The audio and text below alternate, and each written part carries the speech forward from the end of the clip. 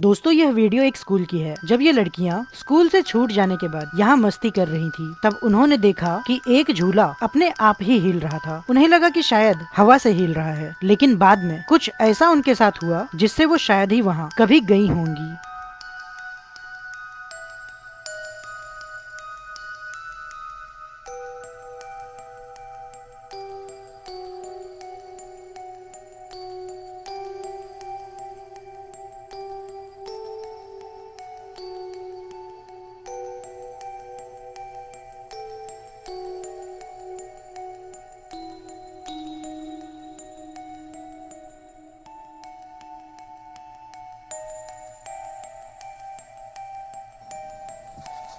दोस्तों आपका क्या कहना है इस वीडियो के बारे में? क्या यह सच में कोई भूत है या इनके द्वारा किया गया कोई एडिटिंग? अपनी राय जरूर देना और ऐसी वीडियो के लिए लाइक एंड सब्सक्राइब जरूर कर देना। मिलते हैं अगली वीडियो में।